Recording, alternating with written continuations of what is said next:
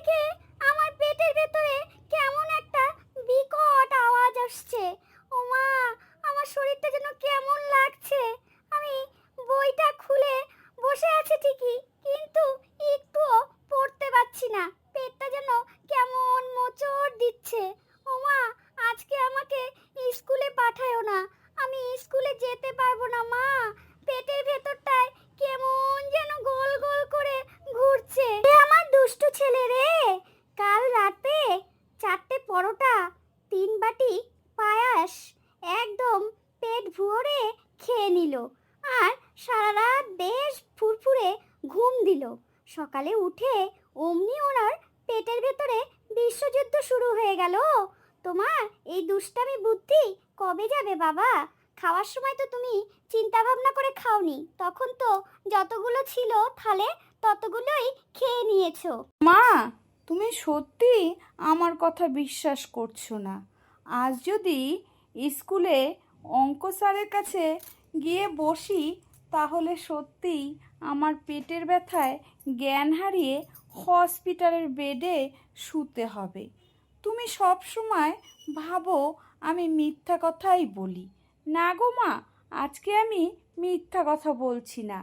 আজকে সত্যিই যদি স্কুলে যাই না, তাহলে আমার আরও পেটের ব্যথা বেড়ে যাবে।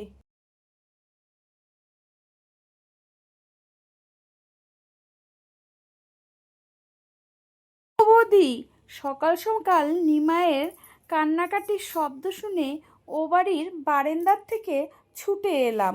আমাদের এই চটপটে ছেলেটার কি এমন আবার মরক রোগ বাঁধলো, বুঝে উঠতে পারছি না।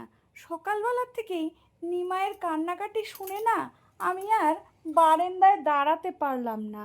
ভাবলাম যাই তো, গিয়ে দেখি নিমাই এরকম পেটের ব্যথায় কেন কান্নাকাটি বলো না করছে। খোকন ভাই, তোমার এই গুণধর ভাইপো আজ অঙ্ক পরীক্ষা এড়ানোর জন্য সকাল সকাল এইসব বাহানা শুরু করেছে।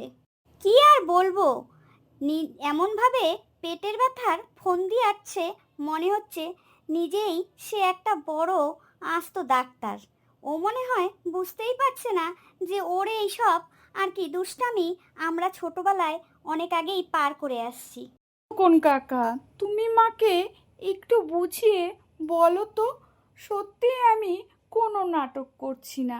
মা বিশ্বাসই করতে চাচ্ছে না আমার যে পেটের ভেতরে কেমনভাবে কামড় দিচ্ছে। জানো তো খোকন কাকা, আমার পেটের ডান সাইডে এমনভাবে পেটের ব্যথার মোচড় দিচ্ছে, আমি তো 1 সেকেন্ডের জন্য দাঁড়িয়েও থাকতে পারছি না। চিন্তা করিস না নিমাই, আমি যখন এসেছি তখন তোর পেটের ব্যথা দেখবি 1 নিমিষেই আমি কমিয়ে দিব।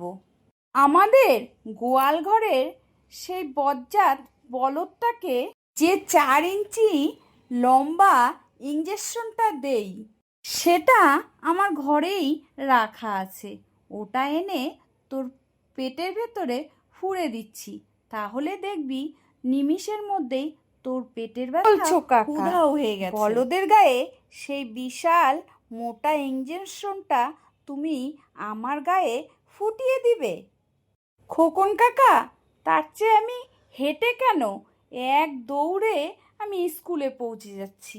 আমার মনে হয় স্যারের অঙ্ক পরীক্ষাটাই সব থেকে ভালো হবে। তোমার এই বলদের মোটা ইঞ্জেকশনের থেকে আমার অঙ্কটাই মনে হয় অনেক ভালো আর সুবিধা মনে হবে। এই তো আমার বাছা ধনের পেটের ব্যথা 1 নিমিষের মধ্যে উধাও হয়ে গেল।